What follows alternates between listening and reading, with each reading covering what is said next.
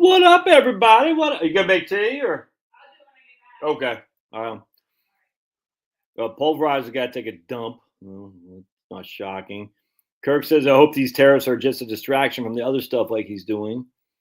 I like the tariffs. I'm a big fan. I hope they're a distraction or not. I like the fact it's forefront. It's about damn time we start talking about real economic output as opposed to theory, real stuff. In fact, I'm going to start this live stream. This is Douglas Irwin's book, Clashing Over Commerce. A big book, you know what I'm saying? This is a big book. And this is what some economists would say, you got to read Douglas Irwin to understand tariffs. Like, oh, okay, let's read Douglas Irwin, man. We're going to start with something very interesting. What's up, Ted? We're going to start with something very interesting. All right, so we got right here. This is from, who was this? Harding, I believe. No, this is Forney. That's what I say, Forney. The big tariffs of 1922 under Forney, I think he was a congressman from Michigan, or is MI? Is MI Michigan or is MI Missouri? I think MI is Michigan because Missouri is MO, isn't it? Anyway, so here's what Forney was saying. I forgot his first name off the top of my head. But he says, to those who believe in flooding our markets with cheap foreign goods, closing our mills, throwing our labor out of employment, and mortgaging our farms, mortgaging our farms. Let's see. While the foreign mills run overtime, the foreign farms thrive, and labor prospers. This act, as proclaimed by them, infamous and outrageous. All right, so this is Forney, and Forney is again the Forney tariff in 1922. All right, so again, he says, to those who believe in flooding our markets with cheap foreign goods, closing our mills, throwing our labor out of employment, and mortgaging our farms, while the foreign mills run overtime, the foreign farms thrive, and labor prospers, this act is outrageous. But to those who believe in American prosperity, in American institutions, and American labor, this act is salvation.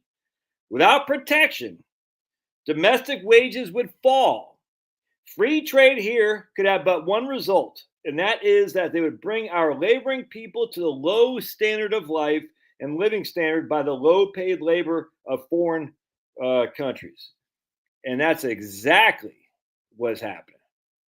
Free trade here would have but one reality or result, and that is to bring our laboring people to the low standard of life and living endured by the low-paid labor of foreign countries. And that's what Forney said in 1922. And then we had massive tariffs in 1922. And guess what happened? We did not have massive inflation. We did not have a Great Depression or anything like that.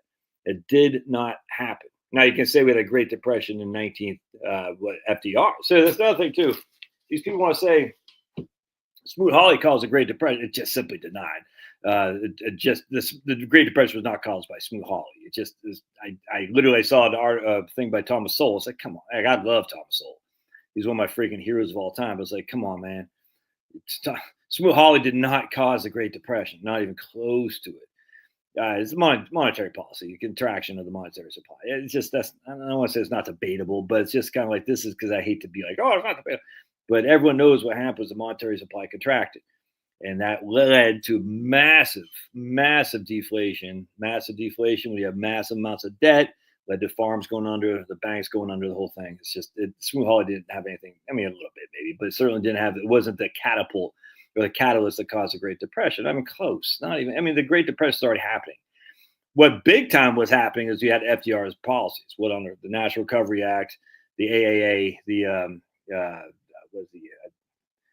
the minimum wage laws, all these things, man. It was crazy what they're trying to do. In fact, I posted something today on my X, I think even Facebook, that we had like in January 20th of 1933. No, it was July 20th of 1933, something like that. I can't remember. The Dow was down 6%. All right, because they're worried about FDR. FDR is saying we're going to regulate the stock market. The stock market, the stock market has to go through government regulators and stuff. I mean, this is just insanity. Anyway, the point being was the Great Depression had a lot of causes, and Smoot-Hawley maybe one of them, but certainly wasn't not even close to it. And then again, if you're going to say Hawley was a cause of the Great Depression, then you have to go back and say, well, why did not same thing happen during the 40 tariff? And the 40 tariff was significant. It was huge, huge tariffs. In fact, let's read a little bit about it here. Because right here, small and medium-sized businesses lined up with complaints about foreign competition and requests for higher tariffs. Right? It was Michigan.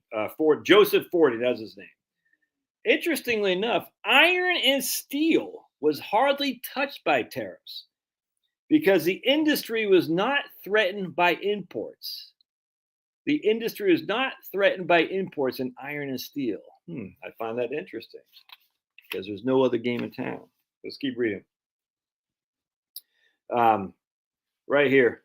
It has been proved again and again that we cannot, while throwing our markets open to the world, maintain American standards of living and opportunity and hold our industrial eminence in such unequal competition.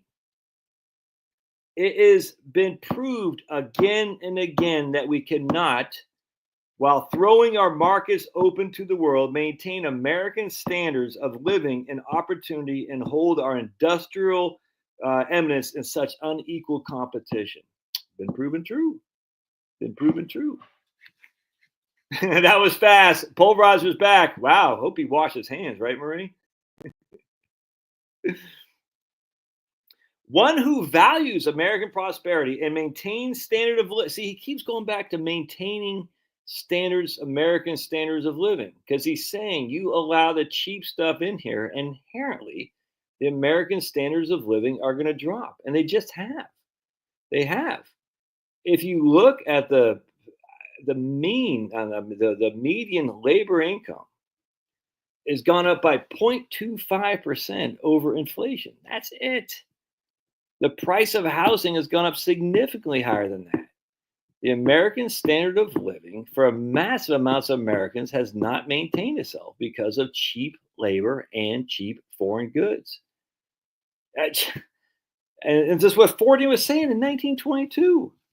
One who values American prosperity and maintains American standards of wage and living can have no sympathy with the proposal that easy entry in the flood of imports will cheapen our cost of living, is more likely to destroy our capacity to buy. Are you hearing that? You can have no sympathy with the idea that easy entry and flood of imports will cheapen our cost of living, is more likely to destroy our capacity to buy. Our capacity to buy. Oh, but Josh, we can buy all this cheap stuff until China says niet. And when China says niet, I don't get it, man. Oh, yeah, right here. The decline in worldwide commodity prices was a decline in commodity prices was a worldwide phenomenon after World War I. All right, right here. So I want to share with you something here, because these are Republicans, by the way. Tariffs were a hugely pro-Republican area. Tariffs are big for the Republican Party, all the way up till about basically essentially when they got rid of the John Birchers, they got rid of the Lindberghs and what Bill Buckley, the CIA agent, basically said, we got to get rid of all these people from the Republican Party. We can't have American first Republican Party. And we got to be pro, I don't want to say it, but we got to be pro. Anyway, so what happened was Bill Buckley and his band of CIA agents basically took over the Republican Party and said, hey, we got to be more internationalist, less isolationist. And as such, that's where the Republican Party went. And we got to be less Buchananite. This is obviously before Buchanan, but we got to be less Buchananite and more free trade, globalist, internationalist. Anyway, that's what happened. The Republican Party was built on pro-tariffs, 100%. Right here, this is in 1921, as the new president was coming in. So this right as Woodrow Wilson was getting out in 1920. The outgoing Republican Congress immediately began considering new tariff legislation to address the post-war recession and alleviate the economic distress of farmers in particular. The underlying problems facing agriculture included the overexpansion of production. See, this is what's going on after World War I because we expanded so much in World War I that we had overproduction. They included the overexpansion of production and the rise in indebtedness due to the war, the severe deflationary monetary shock, and the decline in agricultural exports after war because we went back on the gold standard. I talked about this in my book, Relax and Retire, in terms of because Carrie Meyer talks about this in her book about what happened after they were trying to encourage farmers to take debt to buy more land to increase production during World War I. Take debt, increase production, take debt, increase production, take debt, increase production, because the belligerents they weren't producing anything. And they did. After that, though, the farmers were left with all this debt and they had no, there was the production was overproduced. So they're like, and then the commodity prices just fell through, the basement there. And what that did is it just caused massive amounts of the farmers to be in a world of hurt because they had all this debt and dropping commodity prices. It was horrible. Anyway, the Republican Party, right here. Prevailing prices in many instances are far below the farmer's production cost. Conditions are steadily growing worse, and unless remedial legislation is enacted at an earlier date, the inevitable result will be the abandonment of many farms and the slaughtering of the livestock thereon, and irreparable injury to the agricultural resources of this country. Anyway, so the point being is tariffs have always been a Republican thing, without question. I mean, it's not even this. That really isn't debatable until about 1955 or so, when Bill Buckley took over the Republican Party. And so a lot of people say, well, tariffs, that's a big labor thing. No, it's not. It's been a big industrial thing. Anyway, the point, and that's just, again, it's a chapter 7 of this book right here, and the 40 Tariff Act of 1922 certainly did not. In fact, let's take a look. I'm curious if I can see the GDP. I wonder if I can go to Schiller's. Let me look at Robert Schiller. Ooh, hold on a second. What if I can look at Robert Schiller's, Robert Schiller. I got Schiller's thing in here. So I wonder if he, on his spreadsheet for his Yale, does he say GDP? Let's see. Let's see if we can go down there. Go to Yale, Robert Schiller, Yale. So I have this up here someplace on the course. This data right here. So let's see if we can't find. Yeah, here we go. Sweet. Let's see if we can't find his spreadsheets that have finance 20th century. Just want the online data. There we go. All right. Let's see if we can't find on his spreadsheets if he has the data sets on price out, long-term bond, consumption data. I don't know if he's going to have GDP. Hang tight. Let's just see. I want to see what GDP. Remember, we used to call it GNP, gross national product. Now it's called GDP. So while we're looking up that, my man Vox Day got in a debate with this guy, James Miller, who is went to the University of Chicago. Let's see. James Miller is an associate professor of economics at Smith College. He received his PhD in economics from the University of Chicago and his law degree from Stanford. So, and I actually follow James Miller on X because he's very, very, very scared about AI. It's very interesting. And here's my man Vox Day. Very interesting. This is why Karl Marx supported free trade, because he said free trade would fundamentally disrupt culture. And he wanted to disrupt the culture of Western civilization because he wanted to transform it into a very different vision. I'm not a very smart man. You should listen to those who know economics. Okay. He supported free trade because his intrinsic tendency towards cultural destruction. Cultural destruction. All right, we got some. Let's get rid of a couple of these guys here.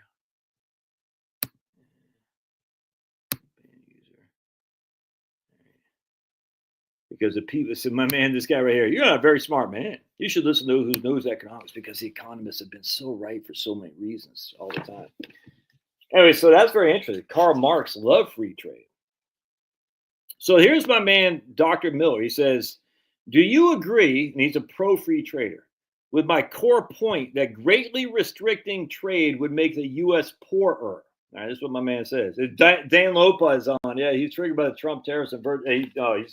And Dan Lopez says he says he voted for Trump. That's what cracks me up. Hey, he is on right there. Right there. There's Dan Lopez. Hey, right there. Right on time, man. Oh, my goodness. That is funny. So here's what he says. If we look at free trade calculations, some free traders have repeatedly estimated that ending government restrictions or having complete free trade, uh, including the free movement of people, by the way, would cause a global income per person to basically double. All right, that's what the free traders say. It would cause the global income per person to double. That sounds great, but that is lower per capita income than the United States, which was already twice above the doubling of the global per capita income. All right. That is why the massive immigration that we've seen in free trade, as well as free trade, is why we have seen the U.S. wages stagnate. We're still below the historical wage peak the United States reached in 1973. This was written in 2015. We've had stagnation of wages. What has increased in the United States has been consumption. From the perspective, it looks like the USA is extremely wealthy, despite the fact that US wages have been stagnant since 1973. But the problem is we've done all that on credit. So I think of a lot of perceived wealth of the US that we credit to innovation or free trade is actually only apparent wealth and is based on a very false foundation of debt.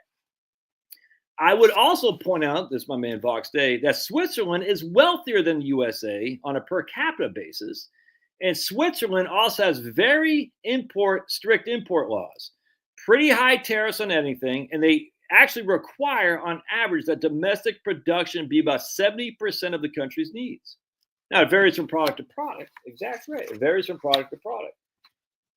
Because they say, we are going to import the things we can't make here, but things we can make here, we're going to put massive restrictions on. Now, my man goes on to say, the way it determines if free trade increases, I can't believe this right here. The way to determine if trade increases wealth or not is to look at countries that have gotten very rich very quickly recently. We have South Korea, Taiwan, Singapore, China, and they all did this by significantly increasing how much they traded. So it does seem internationally that there's a strong relationship between trading a lot and getting richer. I'm just sitting there thinking, that's such a crazy analogy. I said, wait. First of all, these countries got rich off the back of the United States, for sure. I would even argue, are these countries all that rich? But let's just run with it. They start from way down here, and they were able to jump up quite a bit. They're still well below us. But while they're increasing exponentially, the United States is stagnant. And that's just what's been happening. The wages for middle-class Americans since 1979 have been above inflation by only 25 basis points. That's it, man. That's it. I mean, these are, look, I used to be a big free trader too. And so because I always thought smooth Holly. And then I think Tom said in here, you can't go back to 1927 or whatever it was. I'm like, okay, then you can't go back to smooth Holly. And it's the same thing. If you're going to say we can't go back to 1922, 40, or even better, we can't go back to Dingley in 1997 or McKinley in 1890, then we can't go back to smooth Holly either. You can't have your cake and eat it too here, you free traders. You can't say free trade is good, tariffs are bad, look at smooth Holly. Then we say, well, tariffs are actually good, look at Ford and look at Dingley. And you can't say, oh, we can't go back there. Well, why do we go back to smooth Holly? Doesn't make any sense. And this is what they do all the time. They always want their cake and eat it too. And the funny thing is, my man here has theoretical. So let me, if I can find something. This is a guy with a PhD from Chicago in economics, the Chicago boys. Let's see if I can't find something else I want to talk about. Right here. Even Ludwig von Mises, right here. Ludwig von Mises specifically wrote in his book, Liberalism, a section called Freedom of Movement, where he talks about how the effects of restricting this freedom, the freedom of movement, are just as powerful as a protective tariff. So the Austrians, I'm a big fan of Ludwig von Mises, Friedrich Hayek, 100%, Henry Hazlitt, big time, long time, first time, freaking Murray Rothbard. But Ludwig von Mises says the effects of restricting free labor is the same as a protective tariff. All of the logic and all the justification that are used to justify the free trade in goods are equally applicable to free trade in labor. In fact, Mises goes on to say there cannot be the slightest doubt that migration barriers diminish the productivity of human labor. So all the arguments that apply to free trade were applied to the free movement of labor. And check this out. I find this interesting. This is going to get some people triggered. Right here, if I can find it. Right here. Right here. Dr. Miller, our guy from the University of Chicago, he seems like a nice guy. I mean, I follow him I've emailed him a couple times, and he seems like a good guy. Dr. Miller raises the point that free trade allows the benefit of other people's innovation. That benefit does not exist when you are trading with populations that are predominantly lower IQ that simply don't have the academic or intellectual infrastructure. If you look at the amount of science that is being produced as it's measured in the number of papers published or any other standard, we are not getting much benefit from the innovation in Algeria, the Bahamas, etc. We are not going to get any innovation-related benefit of our trade out of the nation that's populated with people who are intrinsically less capable of innovation than the United States or other innovative cultures. Oh my goodness, yeah. Weird how the IQ stuff goes back full circle to Charles Murray. We are not going to get innovation when we're trading with populations that are predominantly lower IQ. This guy says right here, I should also mention that living in Europe as I do, I've seen that innovation is a cultural thing. There is far less innovation coming out of Switzerland than out of Germany because the cultures are different. I completely agree with that. In fact, it's funny because Milton Friedman always said about the Swedes. He said the Swedes will be they're Swedes here in the United States the same as they are in Europe. You can take the Swedes out of Sweden. You can take the people out of Sweden, but you can't take the Swedes out of the people. Very interesting. That's Milton Friedman, by the way. I'm a Keynesian who supports these trades. 100%, man. I'm not Keynesian, but yeah, exactly. I love Thomas Sowell. Thomas Sowell is a freaking legend. A legend. I just think he's wrong. He's not God. You know what I'm saying? But I freaking love him. 99 times out of 100, Thomas Sowell's right. I just think he's wrong. Now, I said a video yesterday. Let's let the experiment begin. We have ample evidence that tariffs are fine. 100%. That's literally, we have ample, in fact, we know tariffs are fine because China has tariffs. All these other countries have tariffs, and yet supposedly they're increasing their growth by trade. By the way, no one's saying we can't have trade. No one's saying that. That's the funny thing is, oh, you want tariffs? Then you don't want trade. That's idiotic, dude. That's just such a stupid thing to say. Anyway, let's keep going here because I find it very interesting. The whole thing on IQ is now becoming more and more prominent because people are starting to realize, wait a second, if you don't have the intellectual capacity, why do we want you here unless you're going to do stuff that we can't do here? But you have to tell us why you should come because free trade and free labor, as according to Ludwig von Mises, literally the founder of the Austrian, well, not quite the founder, Karl Menger would be it. Karl Menger would be the founder of the, but let's just say Karl Menger is the founder of Austrian economics. Ludwig von Mises is a people second. Let's see here. Furthermore, there are numerous problems that free trade brings about that inhibit innovation. For example, consider the amount of innovation in the U.S. has slowed considerably due to the inability of startups to compete with the low-cost, debt-financed multi-internationals. 100%. Free trade can inhibit innovation.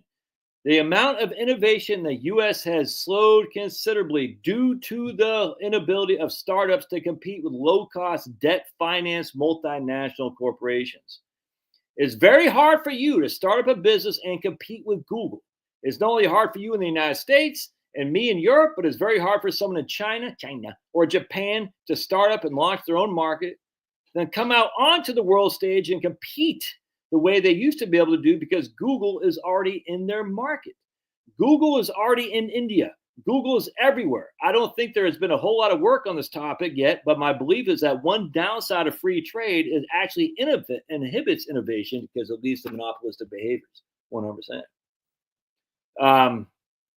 Another point Dr. Miller raised, and a very important point, was that trade allows more innovation due to larger markets. Again, that only covers the positive aspect and does not address the much greater downside. The evidence does not support the positive case. The amount of innovation that's taken place recently has mostly been on the decline. When was there massive amounts of innovation? When was there? You can still get an iPhone. That's the funny thing. You can still get it. It's not like you can't get it. This whole thing like, oh, tariffs don't, they limit trade. No, you can still trade. When was the biggest innovation ever in the United States? The massive amounts of innovation was under the massive tariff rules of McKinley and Dingley. All right, that's just a fact, man. From 1870 to basically 1913, we had massive tariffs, and then we also had massive innovation. 100%. Oh, by the way, where was old Rudolf Diesel from? Oh, Germany. Interesting. Very interesting. Did Germany have tariffs? Just thrown out there. There was massive innovation after the rest of the world was bombed out at post-World War II. Yeah, absolutely. But it becomes, what happens is, because of monopolistic tendencies, because we've not freaking broke up the trust, essentially, we've had these massive, and this is what caused me to be my anti-free. I'm not even anti-free trade. I just want fair trade.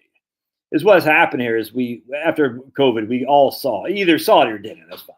But you had to say, wait a second. These massive monopolies have more control than I think anyone ever expected them to have. Any free trader. I mean, that's all there is to it, man. No free trader that said, I didn't want this to happen. Where Google was getting, this is fascism without question. And some fascists I'm okay with, but not what we saw in COVID. Just not.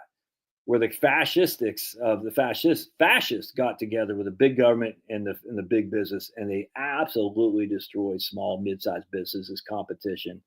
Never mind your ability to engage and free the what they call Twitter and Google, social media, the place of ideas, whatever it's called. Oh, you know what's something? You know what's interesting to Marie about that? A lot of cars are now made in the United States. Very interesting, is it not? And a lot of Japanese cars are made in the United States. Well, tariffs cause this again. I was talking to a guy the other day. I don't know where his Honda was. 2003 Honda Civic. He's still driving. I don't know where it's made, but I still drive my 2000.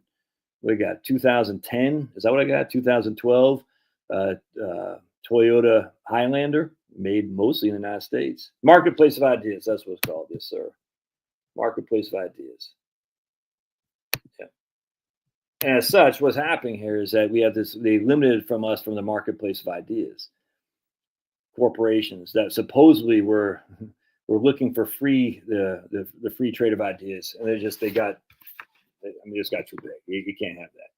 Anyway, so the amount of innovation that's taken place has been on the decline. For all the neat stuff we have, the iPhones, the internet, etc., the speed of innovation has declined significantly over the past 150 years. If you look at the amount of change that took place in the span of a human lifetime from 1900 to 1950, is considerably more change than took place between 1950 and 2015. 100%. 100%. Just avoid Nissan CVT trans garbage. Ooh, good to know. Good to know. Anyway, that's very interesting. So let's listen to my man here, Dr. Miller. And again, University of Chicago boys. And I was like what's the word? I'm disappointed his argument. It's very theoretical because he says right here too. Let's see. I want to show you something right here. Oh, right here. Because this is what right here. Right here. You mentioned, this is Dr. Miller again, the PhD. You mentioned the politicians feel the need to please the people. They do, but the problem is that the people aren't informed. If I buy a pair of shoes and they're not comfortable, I suffer.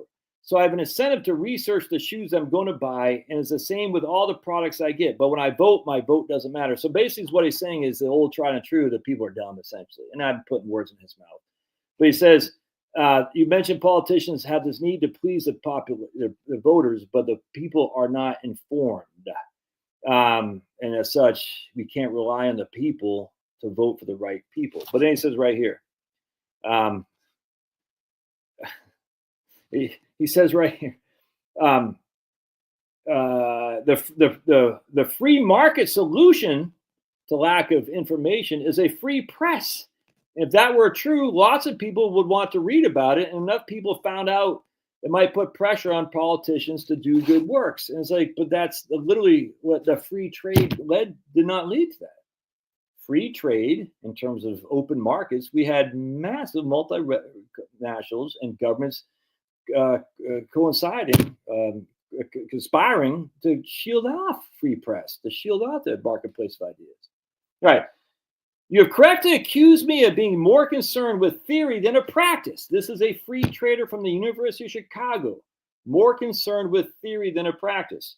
I am a theoretical economist, and I teach economic theory, so my brain tends to go more into the theory than the real world. This is literally, I just sit there thinking exactly.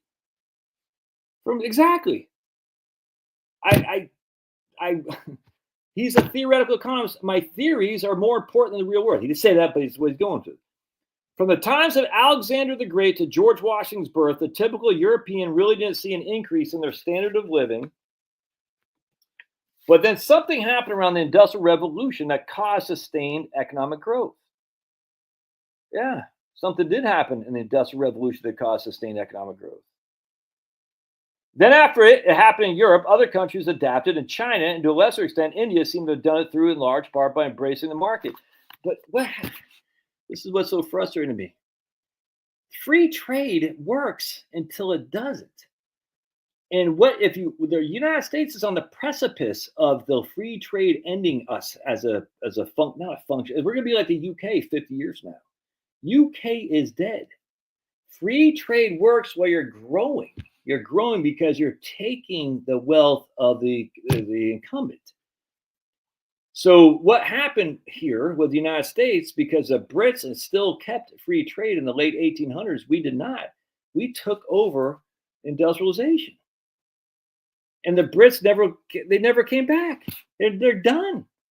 They're done. Now they're freaking insane. Now they're locking up people for social media posts. They have no steel for Bessemer, whatever his name is. Henry Bessemer, the guy who founded the whole thing with steel.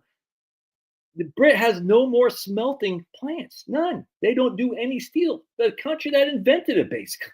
Crazy. So they allowed free trade. They lived off, just like America is doing now, their finance, their insurance industry. But that doesn't produce things. And America is going the same thing. Our exports, as I said in a video the other day, are services, entertainment, Netflix, and finance.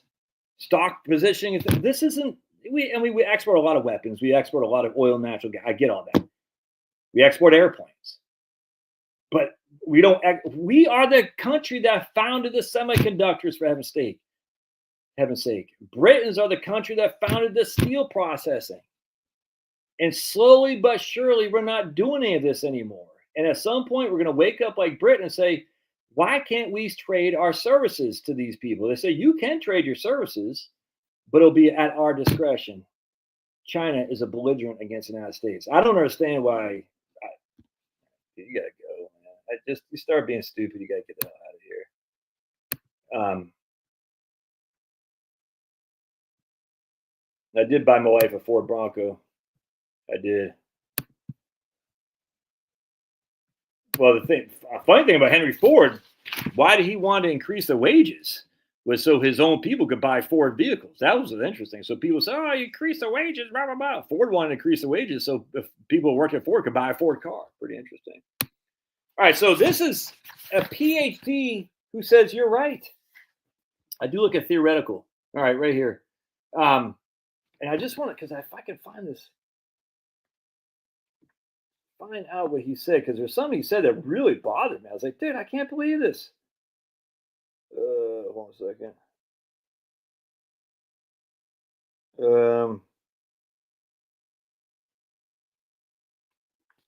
I can't believe I'm not going to find it. Anyway, he says, it's just one guy, mind you. Anyway, he says basically, oh yeah, right here. I think one of the big differences between us, and this is the free trader versus the anti-free trader, is the relative importance we assign to national sovereignty and consumer sovereignty. I admit I don't care that much about national sovereignty. I do not care that much about national sovereignty. It does not matter that much that American politicians really get to do what they want to do in terms of crafting economic laws. If free trade restricts the freedom of American politicians to do what they otherwise want to do, I think it's be benefit of trade. He does not care about national sovereignty. This is a free trader right there. And we go back to Ludwig von Mises, who said you can't have free trade and eliminating free movement of labor is like putting a tariff on it. All right. So we talked about this right here with Fordney right here. We talked about how the Republican Party was founded on free trade. We got this guy right here. Trade policy in America's standard of living. This is a Brad DeLong, and off the top of my head, I can't remember the whole story about Brad DeLong. I just forgot, but I think he worked for Clinton or something like that. But I'm going to point out some things here to you. I just got off the top of my head. I think he worked for Clinton, but big lip. And he says, for a century and a half before World War II, after the founding of the United States, free trade tended to be the exception and protectionism the rule. Tariff rates did oscillate, all right? But free trade tended to be the exception, not the rule. Tariffs are explicitly levied on foreigners. The tariff leads to higher prices for imported goods, but no American voter writes a check to the government. Tariffs are paid by the foreigner. Oh, you're going to ultimately pay the tariff. Not necessarily, because you pay no increase in price on domestic goods. I mean, you could, but that doesn't mean you have to. Now, let's keep going here. I'm just going to read some of the highlights I got. So check this out. As a U.S. As the U.S. shifted from a manufacturing, importing, agricultural goods exporting economy to a manufacturers and capital exporting economy. He doesn't make what caused that. The U.S. was a manufacturing, importing, agricultural exporting economy as it shifted from that to a manufacturers and capital exporting economy. What caused that? It was the tariffs of 1890 and 1897, the McKinley, the Dingley Tariff Acts. And after the passage of the Income Tax Amendment that made the federal government much less concerned with a tariff as a source of revenue, the protectionist coalition that held sway for most of the first century and a half of the United States broke down because now we had revenue from income as opposed to tariffs. But that was before we had the Fordney Tariff Act in 1922. But he pays no mind to what caused the American shift from agriculture exporting, manufacturing, importing. So he says right here, the tariff, right there, the tariff made imported capital goods more expensive and presumably raised the price of domestic capital goods that were substitutes for imports as well. And I just asked, where's the evidence for that? Where's the evidence? He's making a big jump. The tariffs made imported capital goods more expensive and presumably raised the price on domestic goods as well. And first of all, as I've shown in other videos, we actually look at the first Congress in with Hamilton and all this. Massive tariffs put on imports, massive tariffs. And I showed you explicitly the price of boots.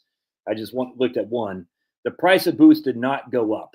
They went down significantly years after the tariff was enacted. Massive tariffs. And yet the price of boots went down. That's just a fact. And you could look at all these other products too. You say the prices went down after the tariff was enacted. The argument against tariffs is one that I'm shocked that most people don't say. The argument would be, hey, it could be deflationary. That would be a better argument than it's inflationary because you just don't see the inflationary thing. You just don't. Anyway, so I said, well, I'd like to see the evidence there because you haven't provided any evidence. I'm surprised this is a PhD dissertation without evidence there. All right. Woo, your breath. Some have seen the coexistence of a protectionist trade policy with America's successful 19th century industrial revolution as demonstrating that protectionist policies can be a plus for a growing and industrializing economy, at least in the long run. Yep. You think there, Brad? Some have seen the coexistence of a protectionist trade policy with America's successful 19th century industrial revolution as demonstrating that protectionist policies can be a plus for a growing and industrializing economy. Okay. Tariffs, growing economy, mass destruction of European imports because we took over as the industrialization of the manufacturing of the world, a la China's now. All right. The argument of beneficial effects of protection is the same argument noted. Let's see here. The argument is indeed the same infant industry argument noted and grudgingly omitted. All right. Any who point to the coexistence of American protectionism. So here's a straw man argument right here. Any who point to the coexistence of American protectionism with the Industrial Revolution in the United States are implicitly asserting that these benefits from a greater degree of specialization in manufacturing are very great and long lasting. A very strong man here. All right. Listen to this. Any people who point to the coexistence of protectionism and industrial revolution in the United States are implicitly asserting that these benefits are very great and long lasting. No one's inherently, they're putting, that's a straw man. They're putting an argument into our mouth so they can beat the argument. No one's sitting there saying protection is always forever a great and long lasting. No one's saying that. That's just stupid.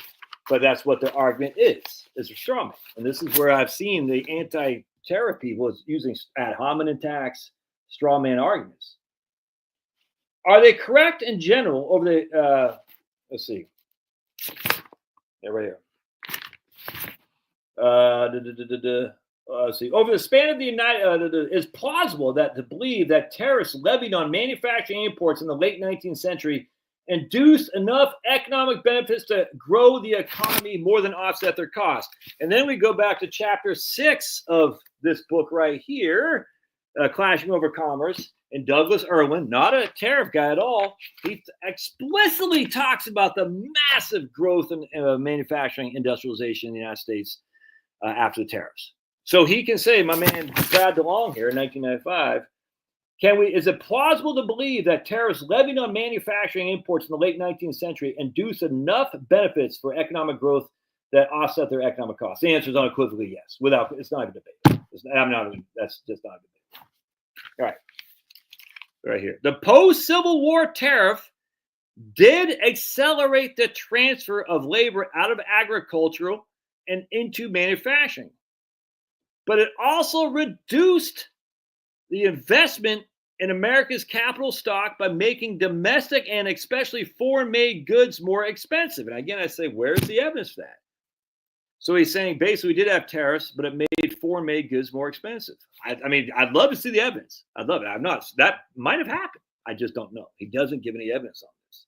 That drives me up the wall. He keeps going there. If you want to argue that in tariffs increase U.S. growth by boosting externalities and concentration on manufacturing, you have to hold the peculiar and unsupported belief that the higher labor, lower capital labor ratio U.S. non-agricultural sector generated by the tariff was a better incubator of technology and total factory productivity than the lower labor but higher capital intensity sector would have developed in the absence of the post-war. So basically, it's the things that can't be seen. He said, okay, so maybe the tariff did help the manufacturing industrialization, but what did we not see? You can't say, I mean, we could have used, it could have been better. It could have been better. And that's exactly what this guy says here, too. In his thing, he says, well, it could have been better. Right here, he says, right here, even if innovation has been slowing down, this is Dr. Miller here, the PhD from University of Chicago with a JD from Stanford, not a stupid guy, highly educated. So innovation has been slowing down, 100%. That's not, okay, you can debate that, but whatever, it has been. Even if innovation has been slowing down, is trade the cause, he says. My guess would be that if it is slowing down, they would have slowed down even faster without free trade. These are the things, the Patriots, they would have gone 17-0 as opposed to 4-13 last year if they just would have listened to me. If they would have listened to me and drafted this guy as opposed to that guy, they would have gone 17-0. But they didn't listen to me, so they're 4-13. This is the thing that's just this economists should not be making these arguments. Well, it would have been worse. And that's what they always say. It would have been worse, Josh, don't you know? And I freaking hate that argument, especially when they have reality that says different. All right, let's keep going. Because this is for the par for the course for these guys. Today, imports and exports run some 10 to 13% of national product. And he shows right here, exports as a share of national product, figure 1, right? And again, this is 1995, but he shows from 1820 to 1920, exports as a share of national product, all right? Again, we used to call it gross national product. Now we call it gross domestic product. And but so he's saying, I thought this was very interesting. Exports as a share of national product, and you can see right there, that is the Fordney tariff right there. And look at those exports, booming under Fordney. Pretty interesting. You can see right there, post McKinley, post Dingley, boom, exports. Then you can say imports as a share of national product. Civil War, and then they start dropping under these times right here when the tariffs are big. And there's the Fordney tariffs right there. Imports as a percent. Now this guy attributes the decline in capital investment in the United States to in the latter part of 1890s to tariffs. And I don't have my book here, but I'm gonna go get my book here because it's just I'm not gonna get it. But my book on the depression of the 1890s says explicitly, Charles Hoffman had written this book, The Depression of the 1890s, that Britain was pulling back on capital investment all over the world significantly, well before, and it had nothing to do with the McKinley tariff, certainly not the Dingley tariff. Well before the tariffs are enacted, they were pulling back on capital investment everywhere. Significant amount of capital investment they're pulling back. Oh, and then they started pushing back into capital investment significantly after the Dingley Tariff Act. Interesting. Very interesting. I find that interesting. I say, wait. So this guy, Brad DeLong, I think a big Clinton guy, was saying capital investment was going down. I say Charles Hoffman wrote the book about the depression of the 1890s. Said no, capital investment was going down previous to the tariffs, and capital investment from the UK was going down all over the world. All right, let's see. The rise in imports and the share of national product was in part driven by cotton. Britain, the first industrial nation, had an extraordinary hunger for cotton imports to feed its rapidly growing textile industry.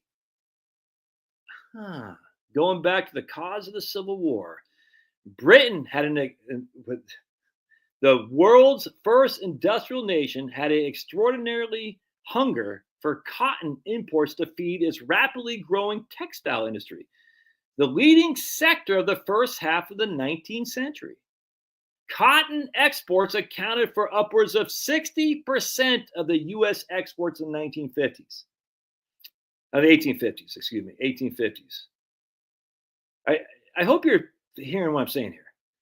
Britain used cotton made by slaves that was exported from the U.S. to Britain to turn around and make textiles that they sent to the U.S. without tariffs. Are you hearing that? In the first half of the 19th century. So the Northern industrialists were pushing through tariffs, the Republican Party, to protect infant industries in the North against foreign competition.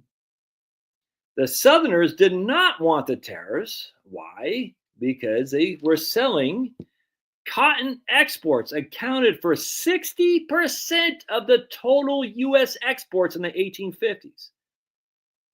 Why was Britain buying cotton exports? Because they were so cheaply made with literal slave labor. Britain then turned around and sold those goods back to us, the t-shirts and whatnot, that we'd buy from them without imposition of tariffs. The North, who was anti-slavery, the Republicans, because the Democrats have always been racist, pro-slave, pro-cheap labor, as they still are today. They're still racist. They love cheap labor, not slave labor per se, not chattel slavery, but certainly they kind of do love them some slave labor, don't they, the Democrats? They're absolutely racist as hell. Britain loved them cheap cotton, and then the South loved importing cheap textiles. The Northern industrialists who said, no, we don't want that. We got to protect our own infant industries against the Brits because the Brits were so strong. because they were the first industrial nation. I found that very interesting how that is somehow swept under the rug when it comes to the history of the Civil War and the tariffs that the South, the Democrats, hated because they hated them. I find it interesting because the South was not a bunch of poor white guys, it was a bunch of rich aristocrats, cavaliers types, essentially, that controlled the vast majority of wealth in the South. And somehow, a lot of them were able to retain their wealth even when the carpetbaggers came. It's kind of strange how that worked. And yet the poor whites and the blacks were the ones who suffered. Kind of like going back to the Haitian Revolution under Toussaint. Same thing. This is the French aristocrats, not the Southern aristocrats. Same thing, though. So the poor whites could not align themselves with the mulattoes in Haiti to overthrow the French aristocrats. The poor whites fell for the insanity that the blacks are going to slaughter them. And so they threw in with the French aristocrats when there's a good chance for Toussaint, Lavortier, what the hell's his name? Lavortier, Toussaint, to combine with the poor whites in Haiti and overthrow the French aristocrats. And the poor whites, they didn't want to do that because they said, hey, as long as there's someone underneath us, we'll still, we'll never be as bad as those blacks as long as they're underneath us. And the same thing happened in the South. And of course, what happened was they did have some slaughtering of whites. They had slaughtering of whites in the South too, without question. This happened, and that of course led to what later became the Klan. It's freaking heartbreaking. It really is. It's heartbreaking, and I blame the aristocrats for that because they preyed on the consciousness of whites, saying if you don't align with us, you're going to be slaughtered by these crazy blacks. Sad. By 1901, agricultural exports, excluding cotton. Not including cotton, excluding cotton, were some 25% of America's exports. By 1901, cotton exports were less than 20% of American exports. Kind of interesting. I just thought that was interesting. Right here, check this out. This is very interesting. Non-food manufacturers' share of trade. Non-food manufacturer share of trade. As you can see right there, you can see non-food. All right, this is not agriculture. As everyone says, we're an agriculture society. Here's the imports dropping like a brick in water. And here's the exports. Right there is Dingley. The Dingley Tariff of 1897, right there. So from right there, 1880, the exports are going through the roof. Dingley Tariff did not stop. Dingley Tariff did not stop imports either, or the McKinley Tariff. Yeah, exactly, 100%, Jeff. Find me countries that don't have not even just tariffs. It's all the other crap that goes with it too. It's like tariffs are one thing, but there's other components of this as well. Now let's keep reading here. I just find it weird. Like, wait, I thought Dingley tariffs was supposed to destroy imports. It didn't. The imports are going down before that. I thought tariffs were going to tariffs helped our exports, but remarkably. Let's keep going here. By contrast, less than 1 of every 6 American export dollars at the start of the 19th century was a manufacturer's export dollar. All right, so are you hearing that? Less than 1 in 6 of every export of dollars in America was a manufactured product. It was not until 1890 that manufactured goods in the United States was the first time higher than 20%. 1890. The manufactured good exports was higher than 20%. Kind of crazy. After 1890, the export of manufactured goods began a steep climb. By 1920, the share of manufactured exports had risen to more than 50% of total exports. Are you all hearing this? 1890. Anytime you hear 1890, the first thing you should hear is McKinley. It's tattooed on your forehead. 1890, McKinley Tariff Act. Massive tariffs. 1890 McKinley.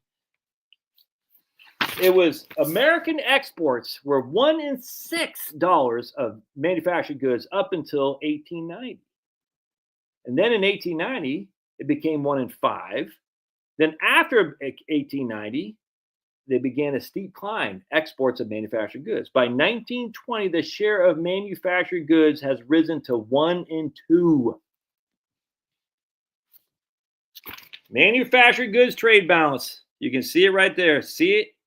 1890. McKinley, Dingley, trade balance, baby. These episodes aside, tariffs as a share of imports do not drop below 20% until 1910. Are you hearing that? 20% on all tariffs on the average until 1910. And they remained around 10% for the interwar period. Even the infamous Smoot-Hawley tariff merely raised total tariff collections as a share of imports to 20%, a level that in the 19th century had been very low. Are you hearing this? Smoot-Hawley raised tariffs to 20%. The average tariff did not drop below, well, not the average, the tariffs did not drop below 20% until 1910. The 20% tariff of Smoot-Hawley was considered low in the 19th century. Very interesting. And that's when we took off as a manufacturing export. The share of imports subject to tariffs dropped to roughly 50. The share of imports subject to the share is right here. The post-Civil War period saw a slow decline in the share of imports subject to duty. The share of imports subject to tariffs dropped to a roughly 50%. 50% of imports were subject to tariffs in 1900. It dropped further to between 30 and 40% later. More than half the products we import were subject to tariffs. The War of 1812 had left the government with what was then a staggering debt burden. Debt interest caused the governments of James Madison and James Monroe some $7 million a year in 1812. That's more than 3 times the debt burden paid in George Washington's first term.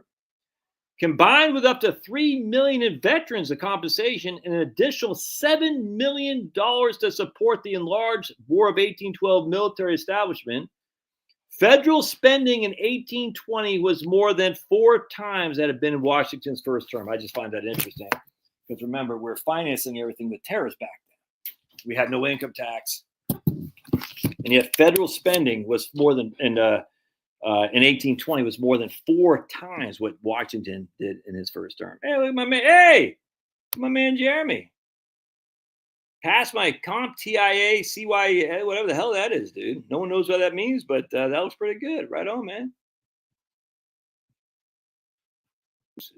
Sir, do you call me, who are you calling a fool? If you call me a fool, because that's just dumb. Who you calling a fool? Let's see. Sergio Hernandez calling me a fool because that's just stupid. I love when people say, hey, you're so stupid, but they have no argument. They just see it's ad hominem attacks. Let's keep going. And you can see right here, tariffs as a percentage of federal revenue. You can see high. And then in 1913, boink, started dropping because we had a stupid income tax. I would much rather go, the tariff is essentially like a sales tax and get rid of the income tax.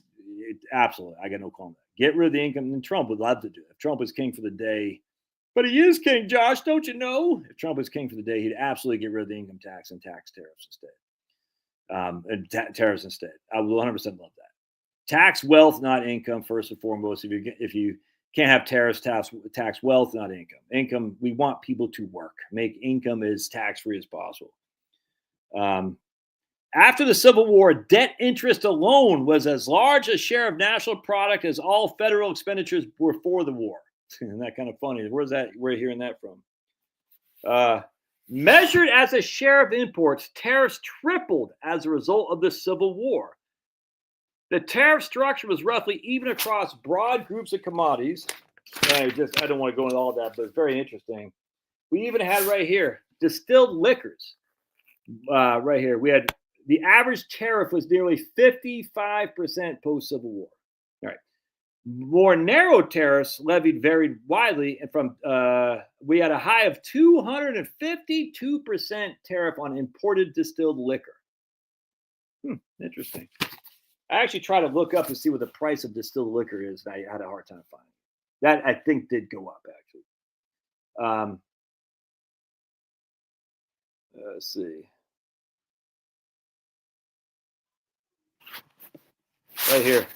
Industries that had grown comfortable behind the protectionist walls lobbied for preservation of their own duties and the reduction of others. Thus, the less a commodity was produced in the United States, the greater was the reduction in its tariff in the post-Civil War tariff reduction. I find that interesting.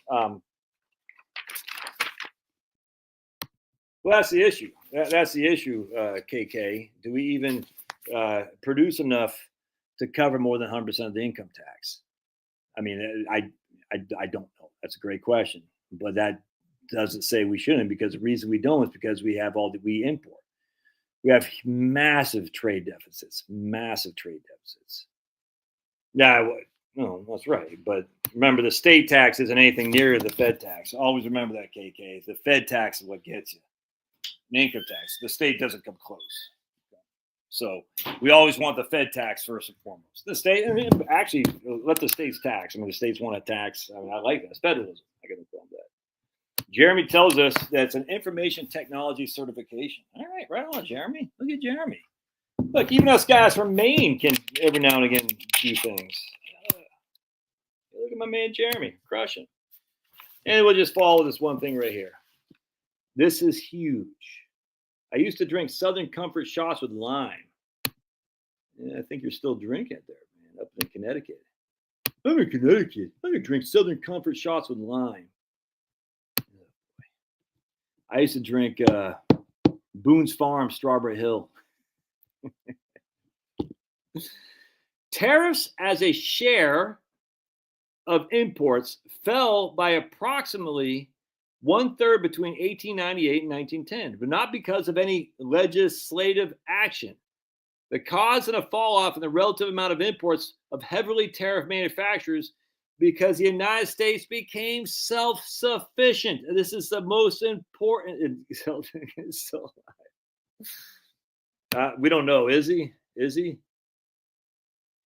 Pulverizer says used to pour Southern Comfort in his beers. Yeah, no one's shocked by that, Pulverizer. And you also used to give yourself roofies. Pulverizer used to give himself a roofie so he could get romantic with somebody. Yeah, my man Josh. I think over 80% of all U.S. seafood is exported. That true? How many lobster? I mean, you're a lobster guy. How much lobster do you guys export? I don't know. I literally have no idea. That seems high to me, especially when we import so much. I don't know. I don't know about that, because I know we import a hell of a lot of beef. We import a hell of a lot of seafood. That seems. I don't know. Yeah, tuna. Yeah, I don't know. Boone's Farm Orange Crush flavor, the blue one. Dude, I didn't even know they had a Boone's Farm Orange Crush. Thank the good Lord they did not have that. Would you guys make up your mind? Thank the good Lord they didn't have that when I was growing up, man. Because that would have crushed me into the ground. Let me tell you, Boone's Farm, that stuff is. That made for some uncomfortable mornings, if you know what I'm saying. I used to take. That's funny. I know tons of Alaskan salmon is exported. Yeah, I bet, and probably just crab legs. Yeah, man. My first drunk at 13. Yeah, never knew puke could go so far, dude. I was. Let's see, 8th grade. What's 8th grade? 12, 13. So I was 10th. I was 10 in 5th grade. 12 was my first drunk too. I think it might have been Boone's Farm as well. Is it a dance at King Middle School, Ted Westerfield? The King Middle School right there in Portland, Maine, where I go on some dance in 8th grade, and me and my best friend back then, who's RIP, and these two chicks, and this one, and I just were out by the football field, which is over by the school, just getting drunk as skunks with the monks, and I just we're getting a little bit frisky, And I was just laying there. Next thing I was like, bleh, bleh, and this chick we're kind of getting frisky. We still have our clothes on and stuff, but 8th grade. And next thing I'm puking all over the place. And I was like, I can't go into the dance. I'm all puke. I puked anyway. But I did go into the dance. I was drunk as a skunk. I remember one time in high school getting drunk as a skunk and yelling at my chemistry teacher. Oh, we went back to this guy. I think he works for Secret Service now. Anyway, he had a nice house, and he's just a good guy. And we went to his house. Skip some school. Would you? All right, buddy. You got to make up your mind what you want. Make up your mind. And we went back to his house, play pool, and shoot some vodka shots. Then we come back to school, drunk as a skunk, and I saw him and I hated chemistry. I hated it. And I was like, yeah, I'm surprised I get suspended. Yeah, Pablo and Finney. Mine was Myrtle Beach after dinner and watermelon dessert. These are flying. Like automatic weapon. Ronald Sherry. It was not Ronald Sherry. What does that say? Veterans, police cadets. I can't see what the military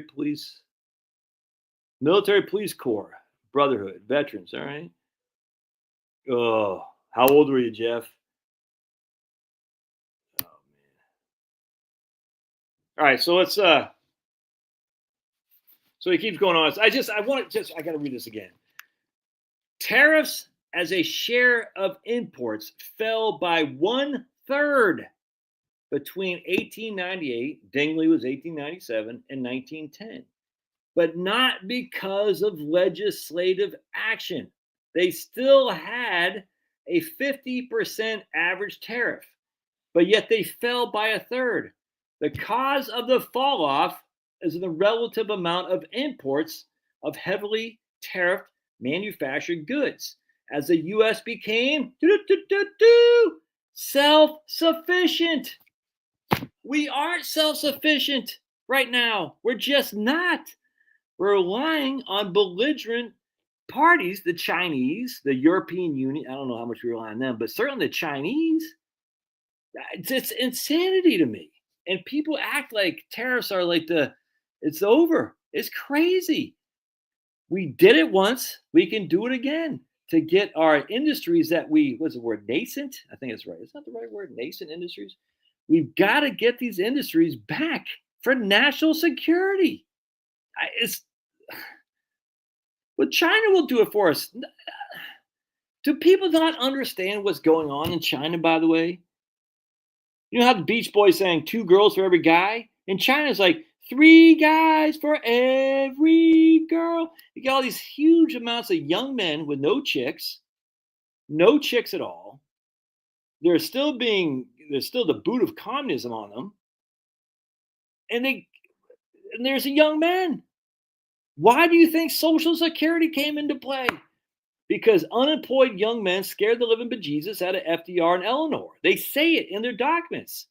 We've got to move old people off the payrolls to get these young people in before they revolt.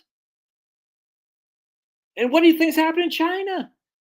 Oh, they're going to revolt against their own government, maybe. Or they might say, let's freaking draft these people and send them off to battle, a la Korea. Yeah, dude. God, dude, totally, man. I freaking, yeah, I got, dude, 100%. Wait, who you talk to? I got, the Chinese are marrying Russian, Vietnamese, and Thai women. I don't know if they're going to marry them to the extent of how many young men there are that aren't finding a lady. Yeah, just look at Eleanor, you'll be scared. Yeah, but the old Chinese women are desperate for husbands. Yeah, dude. I hear you, brother. I was a hole with regrets. I can't, to be perfectly honest with you. I mean, I lost her. And I thought it was over. I was like, oh, what an idiot. I couldn't believe it. I said, I've done myself in. I could not believe it. And thankfully, there's a time she needed me at the most opportune time for me and inopportune time for her when she had said, we're done, fool. And then, and she needed me at some point not to get romantic, but she needed me to help move her essentially. And so I had to come to the rescue. And then we did a detente, if you will, where we started the thaw. She was freezing me out, and then she thawed a little bit. And 30 years later, here we are, 4 kids, and happy as a clam. Right here. One effect of high tariffs on imported goods is to bias spending patterns away from consumption of imported luxuries and perhaps towards investment. Huh. Interesting. I would say it would change consumption of imported goods to domestic goods, and that's why it becomes self-sufficient. All right, right here. The appearance of substantial differences in productivity across sectors may well be a reflection of the tariff rather than justification for it, because as you see right here, productivity is rising greatly. We did not have tariffs here. We had tariffs here. Productivity is going up. Productivity creates inefficiencies right here. The extent of tariffs of more than 50% on British iron and steel insulated Carnegie Steel from competition and made Andrew Carnegie rich. Such tariffs could lead to divergence in productivity. Could lead, but did it lead to that? For Carnegie was one of the very few Americans licensed to use the Bessemer processing in making steel. Bessemer from England. Again, all kinds of things. All right, I'm done with this here. I thought it was pretty fun. Tons, and then we got my man Oren Cass right here. This guy's crushing lately I'm seeing on YouTube now and again. Right here, I actually want to read a little bit Oren Cass because he talks about the David Ricardo, the comparative advantage things. Let's see here. At Harvard University in the late 1930s, the mathematician Stanislaw Ulam used to tease the economist and future Nobel Prize winner Paul Samuelson. Name me one proposition in all the social sciences which is both true and non-trivial. Right? It took Samuelson years, but eventually an answer occurred to him: the Ricardian theory of comparative advantage. Even if Portugal produces cloth and wine more efficiently than England, as David Ricardo had demonstrated in 1817, countries can still benefit by trading Portuguese wine for English cloth. Generalized, this principle forms the basis of the economist's case for free trade. The theory of comparative advantage is as closely a reasoned doctrine, which, when properly stated, is unassailable, Samuelson wrote in his 1948 economics textbook. Is that true, though? Reality, though, is different. U.S. exports and imports were roughly balanced in 1992. In 2022, the trade deficit exceeded $900 billion for the first time. Are you hearing that? U.S. exports and imports were balanced in 1992. 30 years later, trade deficits exceeded $900 billion. Even in advanced technology products, the same 30-year period in the United States saw a swing from 60 billion surplus, advanced technology that we used to produce, to a nearly 250 billion deficit. Economic growth and business investment slowed, with the 20s and 2010s turning the worst and second worst decades of the post-war period. In manufacturing, productivity growth turned negative. American factories needed more labor in 2022 than in 2012 to produce the same output. Then here's Janet Yellen. We gain and China gains from trade, an investment that is open as possible. Academia refuses to acknowledge any problem with the trade deficits.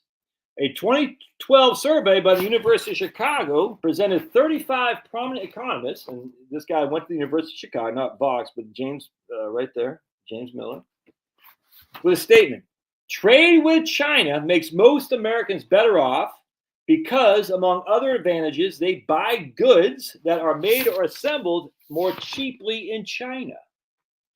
All 35 economists agree. And is Dan Lopez still here? So this is what Dan Lopez says. Well, all these economists can't be wrong. All these economists can't be wrong. Trade with China makes Americans better off because we can buy goods that is made cheaper and better in China. George W. Bush's Council of Economic Advisors suggested, let's get back to economics 101, the idea of comparative advantage. This is the basis right here. David Ricardo and comparative advantage is the basis of all free trade. So to destroy free trade, it's easy to, you just got to look at comparative advantage. You say, if you can destroy comparative advantage, you can destroy the whole argument behind free trade. In the years ahead, America will continue to turn away from excesses of globalization as it should. Doing so effectively will require not only understanding that something has gone wrong, but also an understanding of what went wrong and why. Ideally, economists might come to recognize their own mistakes and participate in this rebalancing. But to paraphrase Paul Krugman, if careful explanation does not prompt a rethinking, then ridicule will be well deserved. You got to start ridiculing the fools who say free trade is always and everywhere a good thing, or that tariffs are always and everywhere bad. And the reason is making things matter. As unlike my theoretical economists here, this isn't conceptual. This is absolutely reality. Making things matter. This should not be controversial, but in fact, many economists will take issue with it. We got George H.W. Bush's Council of Economic Advisors says, computer chips, potato chips, what's the difference? We got Adam Posen, president of the Peterson Institute, has argued what's really going on here with concern for American manufacturing is a general fetish for keeping white males of low education outside of the cities in the powerful positions that they're in. Okay, that's not, that seems like he loves, remember, this guy here, he said he didn't care about national sovereignty. This guy here, Adam Posen of the Peterson Institution for International Economics says, manufacturing all it does is keep low educated white males in powerful positions. But here's Andy Grove. Y'all know who Andy Grove is, I imagine. I probably shouldn't have to say, but I will. Founder of Intel. What he says is, our pursuit of individual businesses, which often involves transferring manufacturing and a great deal of engineering out of the country, has hindered our ability to bring innovations to scale at home. Without scale, we don't just lose jobs, we lose hold of our own technologies. Losing the ability to scale will ultimately damage our capacity to innovate. That's what Andy Grove from Intel said. Our pursuit of individual businesses has transferred manufacturing and a great deal of technology out of the country and engineering. And we'll lose our ability to scale, which means we lose jobs and innovation. That's Andy Grove. With his infamous wine and cloth, the Ricardian method eludes this challenge. Specializing in either product might be equally valuable, but change the model to advanced semiconductors and cloth, and the benefit to a nation of abandoning its role in the chip industry to focus on weaving is harder to discern. So if we got wine and cloth, as Dave Ricardo would argue, what if we had semiconductors and cloth? Get rid of your semiconductor industry to make the cloth. That doesn't seem to be as straightforward as a trade-off, does it? Complicating matters further, once the products at issue are of different strategic value, any nation might rationally place its finger on the scale to gain comparative advantage in what it prefers to produce. Another nation, trusting that it would benefit from free trade regardless, would soon find itself specializing in that which no one wants. The most technologically advanced economy could find itself running a $250 billion deficit in advanced technology products, incapable of fabricating advanced chips that it pioneered. In that country, national security would be at risk. Productivity growth and innovation would decline, and workers and their families and communities would ultimately pay the price in worsening economic prospects. Exactly. I saw that too, man. Oh, I'm all about hemp, dude. 100%. I'm a big fan of hemp. I think we are starting to embrace hemp. Trading cloth for semiconductors might not strengthen the economy, but it will at least yield a hot labor market for shepherds. I thought that's kind of funny. This assumption is essential to David Ricardo. Where Adam Smith wrote, if a foreign country can supply us with a commodity cheaper than we ourselves can make it, better buy it of them with some part of the produce of our own industry and employed in a way while we still have some advantage. Not saying give up everything and just buy. Still employ some of your things where you still have the advantage. John Stuart Mill described international trade as always in reality an actual trucking of one commodity against another. What happens to the model, though, if goods are exchanged not for goods but for assets? Liverpool's factories could relocate to Lisbon, Portugal. Portugal could make the wine, the cloth, the semiconductors, and trade them to England in return for prime real estate, or perhaps stocks of London's country, which is what's happening with China. China owns our bonds. They can buy our real estate because they're making the things we want. We send them our money. They send us their cheap products. They have our cash. And what do? They buy some of our products, but they also invest in things like government debt. They invest in things like real estate through proxy enterprises and whatnot. In short, an Englishman might delight in this arrangement, receiving all manner of goods at lower prices to consume while having to produce nothing in all return. The exchange of goods of assets appears as a trade deficit, and it's a central fact of the American experience under globalization. Since 1992, the United States has accumulated $15 trillion in trade debt, goods and services consumed by Americans for which nothing was produced in return. The lack of demand for our production has done great harm, hollowed out industries, collapsed communities, slow growth. But adding insult to industry, it represents future claims on American wealth, 100%. And I just look at Millinocket, Maine. Is Jeremy still here? Ted, Millinocket, Maine. Used to be a freaking paper manufacturer, dead. Industry's dead. All these, so many industrial industries just dead. The towns are hauled out. People getting killed by freaking opioids. Financing current consumption by simultaneously forfeiting future claims on the nation's prosperity and reducing the nation's capacity to generate prosperity can score well within only the most myopic and blinkered conception of the common good. As Warren Buffett, of all people, said, our country has been behaving like an extraordinarily rich family that possesses an immense farm. We have day by day been selling both pieces of the farm and increasing the mortgage that we still own. Anyway, I completely agree. All right, I'm done with this. Got lots of evidence here. We talked about James Miller, professor, PhD economics. We talked about Warren Cass. We talked about this guy right here, Brad DeLong. We talked about Douglas Irwin. I didn't show you my book that I got from Charles Hoffman about the massive tariffs increases in the 1890s. We talked about massive increase in industrialization after the Dingley Tariff Act. We did not find ourselves with massive inflation with tariffs at all. There was some inflation in the 1900s. If you actually look at the inflation amount, it was tiny. The only reason anyone was griping about inflation is because we had massive deflation for a couple of decades before that. So it was a little bit of inflation, but nothing like you would expect. Like, oh, inflation everywhere, tariffs always and everywhere inflationary. It's just not. It's simply just not.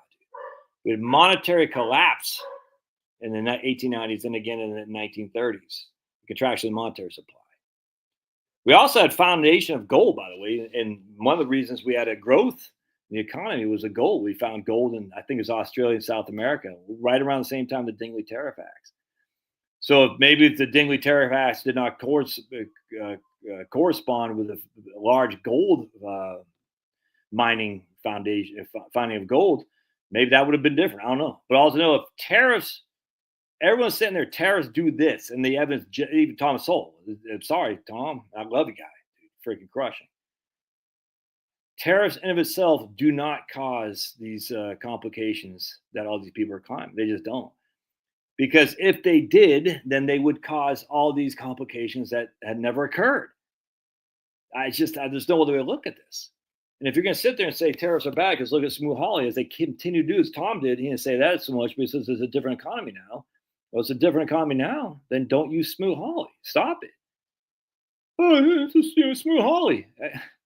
You can't have it both ways. You can't say Smoot-Hawley proves tariffs are bad, and then when I say, well, 40 proves tariffs are good, you say, oh no, you can't use that. You can't have it both ways. We haven't had any tariff in any significance. I mean, we had small tariffs. Reagan had tariff on Japanese imports of semiconductors to save the semiconductor industry. My dad was a miserable guy, but always loved his military leave in Japan. He always talked nostalgia about R&R there. He loved the place of the people. Japan looks freaking fantastic. So if China imports our agricultural products, beef, chicken, corn, let's hope they bow up and import less, so we'll have more here, and hopefully prices will come down on those products here. Well, that's we'll have to see. There is something to be said about. I actually did a video on this a couple months ago about the increase in the exports of a big chicken. It's very, I can't off the top of my camera what it's called, but it's a very interesting dynamic, especially there here in the Deep South, and how that led to a huge immigration boom here in the Deep South because we export so much of chickens and whatnot. It's very, very interesting. And we export so much chicken, but the problem is that we're exporting our crappy chickens that are built with hormones and just fed with all kinds of crap, dude. So I would not be shocked if some of these countries say we're not taking your crap stuff, dude. China agrees to many things. They fall. Yeah, it's like communists, dude. 100%. It's like just liars. Anyway, the point being is, it would not shock me if people stopped exporting, taking our exports as much because we'll get you back. Now, what will happen though, of course, is that means you could say we're overproducing, right? And the domestic farmer might say we're overproducing. I don't know. I mean, we'll have to find out. This is why it's a great experiment. We'll have to find out. Frankly, I do think there's overproduction with pigs, with beef, with chicken. I'm a hypocrite. I hate that I buy that stuff when I know how they farm these animals. I literally, it bothers me. It's one of my pet peeves. I go buy Costco chicken. I have no clue how those chickens are being hatched and being. Are they freaking? We don't want just cage free. We want free range. Cage free just means that you might get a little 3x3 place to walk around. That's fine. It's better than being just sitting in a cage. The pigs, though, the pork. Have you seen some of these freaking videos? It's just horrible, man. Horrible what they do to these pigs. It's disgusting. And at some point, there are going to have to be prices to be paid to live a more moral society. It's just a fact, and it sucks. But we're not getting any healthier. We're certainly not getting any wealthier. There are many people who are, but we have a significant section of our population that's just not increased at all. And it's Wall Street it's time as Trump's guy who was that? Was it Besson? No, it was Lighthouse or whatever the guy's name. It was up Liberty, Lighthouse or whatever the guy's name is. I forgot. Robert Lighthouse. He goes, at some point, and now's the time that we got to look at Main Street more so than Wall Street. And one of you guys posted on here about Trump's book, how he can't stand Wall Street, he can't stand the bankers. I hadn't read that. I got to read that. That's fantastic. Whatever it is, apparently Trump is like, yeah, we got to make Main Street number one priority. Wall Street has had number one priority for 40 years now. Yeah, basically since Carter got rid of Trading Commission regulation, Wall Street has had priority. And then Phil Graham. I love Phil Graham. I mean, I had a Phil Graham bumper sticker on my car. They got rid of some of the regulations from the 1930s on Graham Graham Leach Bliley, is that what it was? Graham Leach Bliley. They got rid of the hell was that Banking Act? They got rid of the Banking Act. I forgot what it was. They started letting big pharma advertise. All this really starts in the 1990s. I mean, a little bit under Carter, a little bit under Reagan. They got rid of, Carter's got rid of deregulated some stuff. Reagan deregulated some stuff. Really, none of that really came into until Clinton and the Republicans. So, Graham Rudman. Graham Rudman was a bill to a budget act. Exactly right. Graham Rudman was a budget act. Glass-Steagall. That's what it was. Glass-Steagall. What a mistake we made, man. What a mistake we made. And Warren Rudman sucks, just FYI. He's a guy who put the freaking New Hampshire, the Supreme Court judge from New Hampshire that was supposed to be a right-winger. Souter. Warren Rudman put Souter in there. Freaking scumbags.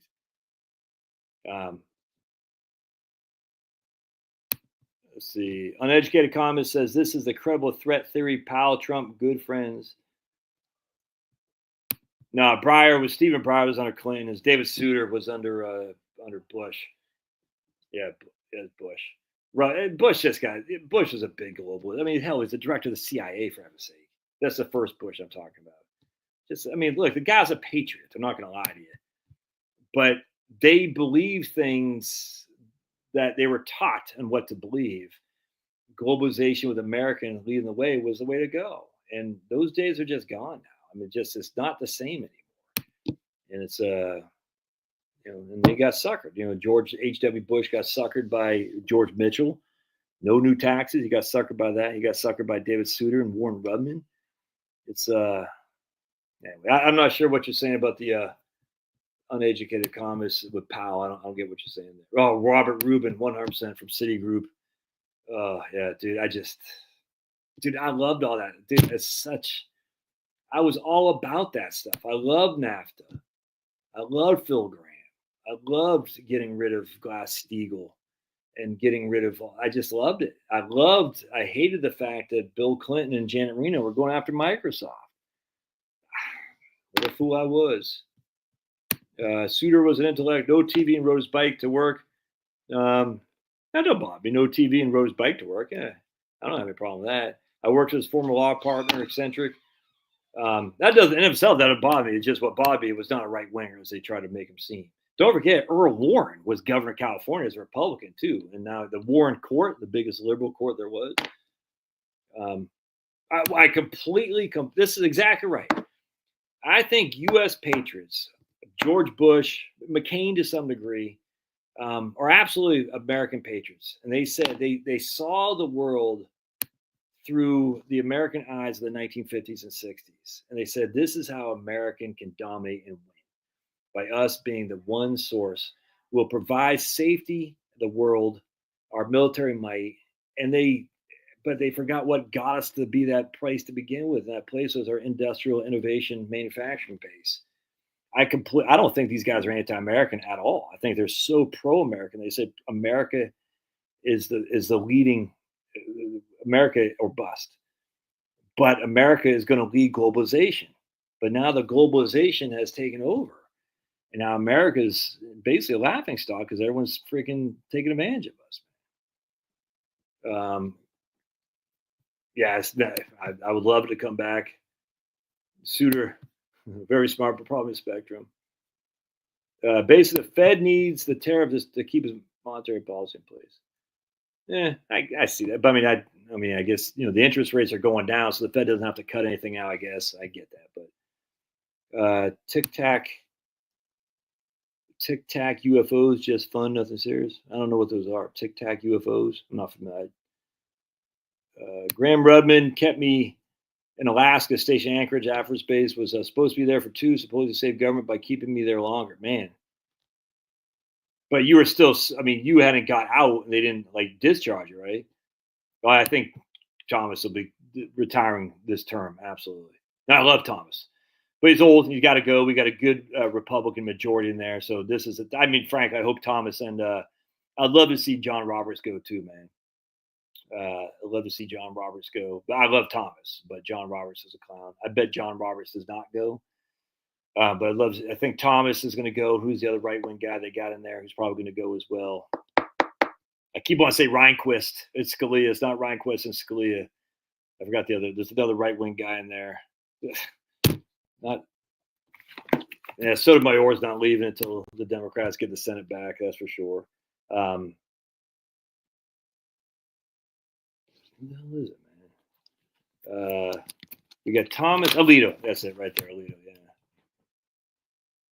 Thomas Robert's gonna hang on forever. 100%. And Thomas and Alito are freaking legends, but we need to replace them. And hopefully Trump doesn't. Like, I thought Amy Coney Barrett was gonna be fantastic because she didn't go to Ivy League school. She has 7 kids. She's pro-life, and she's been somewhat of a disappointment. 100%. Wait, 4-1. What's the score? How much time left? Hey, yeah, I was going for Florida. That means my son, if Florida lost, he'd have to do the milk bucket run, or so you had to drink a gallon of milk and run a mile or something like that.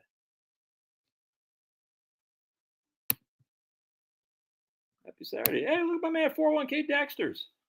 Heard the idea. Did you all see that? Like, I don't watch that much NBA, but that Lakers game with freaking the Lakers against the Bulls, that was crazy. I mean, so it ain't over till it's over. Heard the idea that the goal is to get the Fed to lower interest rates before the government has to refinance 9.5 trillion soon. That makes sense, but the rates are already going down. So, I mean, I don't know why the Fed would have to lower them necessarily. 10-year treasuries below 4 now, so they've already gone down 80 basis points. And so, Dwight, I already did a video on this, my friend. I did it today. You should watch my videos there, Dwight Volcom. There's Dwight Volcom right there, Dwight Volcom.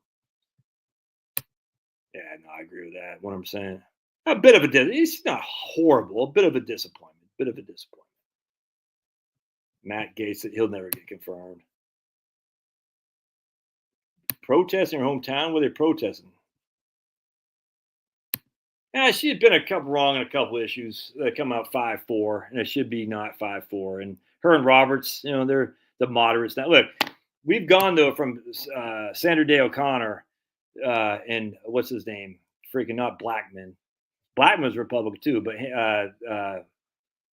not Black. Sandy Day O'Connor and the guy who replaced Bork. And we've gone from those guys being our moderates to Roberts and ACB being our moderates. That's still a pretty good right wing shift. I'm cool with that. Freaking what the hell was his name, man? Y'all know what I'm talking about. The guy that replaced the guy. Yeah, I'm going for Florida there. Florida. I don't think Auburn's got any white guys. I think Florida has 2 at least on the court on occasion. So you got to go for the underdogs there. Kennedy, that's what it was. Anthony Kennedy. Yeah, but he's still better than Anthony Kennedy. That's the thing. Yeah, Kennedy. Kennedy was clownish, but so the moderates are ACB and Roberts. That's still a step in literally the right direction than from Kennedy and Sandra Day O'Connor. That's for damn sure. We can't have. We don't want to chat. We got to get a guy in there who's 45 and just a legend. Maybe don't listen to Federalist Society this year. I mean, I tell you, the Federalist Society I think they gave us Amy Coney Barrett. Yeah, I don't know. That's a good question, Jeff. How long do I think? I think the markets on Monday will be in. I think the futures are probably going to be way down over the weekend. I haven't checked, and I think we'll probably start pretty far down on Monday morning when the markets open at 9:30. And then, as such, I think what will happen is we'll either see one of 2 things happen. Either people say, "Oh, this is too much, too fast," like what happened in March of 2020, and get back into buying, or it'll continue to go down and we'll have a pretty significant sell-off. Hey, thanks, 401k Dexter. I mean, so either way, we'll have some knowledge, I think, on Monday. Monday will be a big determiner, I think, of the next 6 months of the markets. I mean, who knows? But generally speaking, we've had massive drops in futures over a weekend, and then they'll start the day off going down quite low, and next it just picks up. And of course, they'll say, "Oh, Trump is backing off of his tariffs to make it go down, to make it go up." They'll say Trump is not backing off his tariffs to make it go up. The whole thing's so stupid. All right. Stock market correction be over 50% from a Biden hangover. Yeah, I don't think so. Well, the numbers came out yesterday. Came out pretty good. Yeah, I just there's going to be, that's the thing. I literally truly believe Trump realizes that Wall Street owns most of Wall Street and Main Street owns less of Wall Street. And so I think Trump truly says we got to go help Main Street more than Wall Street. And if Wall Street's got to take on the chin a little bit to get Main Street back up to more of an equilibrium, that's the way it's got to be. Yeah, I don't, 50% has never happened. I mean, just, we've never seen a 50% decline in any given year. So that's just, I mean, 57% from 2007 to 2009 happened. But that was because mark-to-market accounting. I mean, it's just the reason that fell so much is because literally there was no buyers because the rule said you could not buy even if you wanted to. So yeah, stupid. It's dumb. Anyway, so KK, yeah, I don't want to. You got the same thing as Marie does there, I think. No, look, there's Marie. There's KK. We had great unemployment number, job growth numbers that came out yesterday. So I don't know. Who knows? We'll just have to wait and see. Analysts said they sold Friday because they didn't know what would happen over the weekend. Oh, so they were kind of pre-gaming it. Yeah, that makes sense. The pendulum always swings too far. I completely agree. I don't trust. Yeah, I completely agree. I don't trust job number stats either. 100%. I don't want to get all, the job number looks good, and then they're manipulated. I don't want to be like that. All right, well, I'm gonna get out of here, man. Will we reach a point with the general price deflation? We could, man. What happened? What? Why you say, "Oh my," for? Yeah.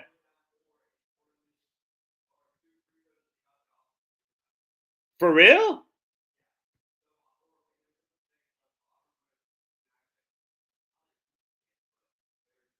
Well, you got to make your foul shots, but they didn't get the rebound?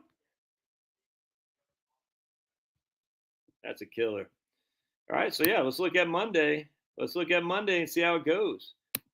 I only fear as trade war drags on and nations band against the U.S., kind of like the nations did against Russia, and Russia survived just fine. Isn't that amazing? All the nations bandied against Russia, and Russia still freaking survives just fine. So, let's say quick prayers. Good Lord, dear Heavenly Father, we just pray for peace in this world. We just pray for our leaders of all nations to recognize that they are there because you put them there to help out as many people as they possibly can. We just pray, Lord, that we recognize your authority in all we do. We should always take heed to try to glorify you in all of our actions. We pray in Jesus' name. All right, I'm gonna get out of here. God bless. We'll see you. Is she still right? I know it. Still there. See you. See you guys.